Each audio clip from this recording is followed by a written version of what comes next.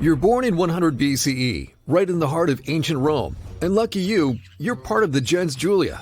That's not just wealth, that's divine status. Your family claims descent from the goddess Venus.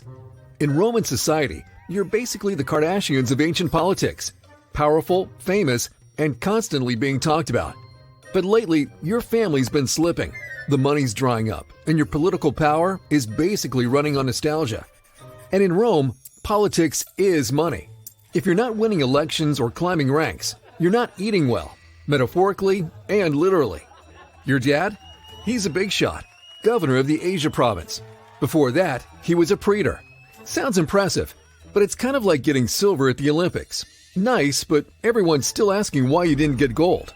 And in Rome, gold means consul. For generations, your family's been trying to lock down that top spot, but no one's made it.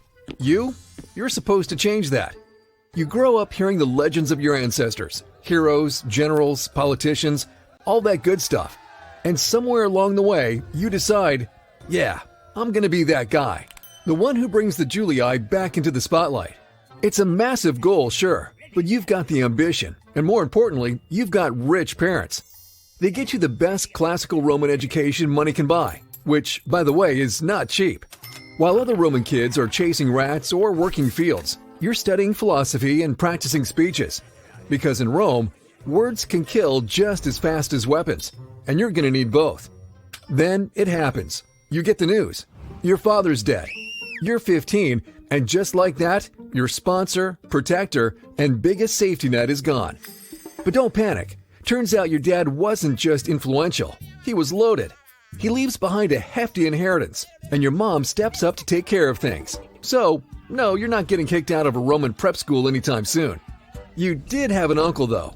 Gaius Marius, total legend, powerful general. Held the office of consul 7 times. That's basically the Roman version of being re-elected president over and over.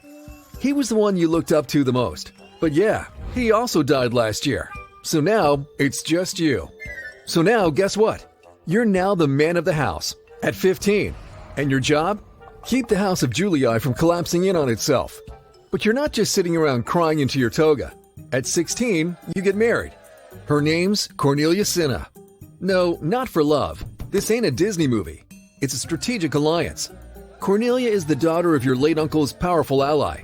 It's chess, not romance. But over time, something unexpected happens.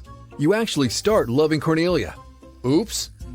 That's when the real trouble starts. 3 years in, your wife's dad loses a civil war. The winner? A ruthless dude named Sulla, who declares himself dictator. That's bad. What's worse? He wants to erase every trace of your father-in-law's political faction. And this guy doesn't just cancel enemies. He makes a literal kill list. If your name's on it, you're done. Good news? You're not on the list. Yet. Instead, Sulla gives you a little choice. Divorce Cornelia, walk away from her and the faction, and maybe you get to live.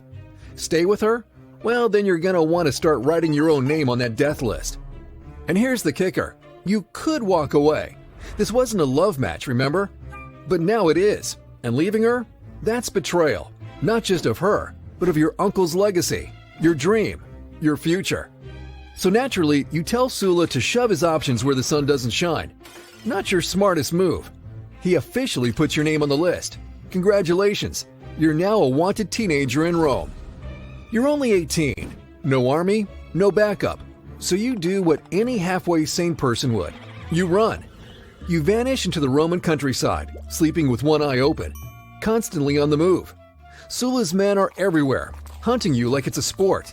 You're not just hiding, you're surviving. And everyone knows, eventually, they'll catch up. So here's your situation. You're a teenage fugitive with Rome's scariest dictator out for your head. Not great. But, plot twist, your family's not giving up. They pull some serious strings, and by strings, I mean the Vestal Virgins, one of the most powerful religious institutions in Rome. If the Pope had a girl squad, it'd be these ladies. They plead your case to Sulla. At first he's like, absolutely not. That punk embarrassed me. But eventually, he caves. You're officially pardoned. You're free. You don't stick around in Rome, though. Sulla might have said you're safe, but he's the kind of guy who changes his mind and sends assassins before breakfast.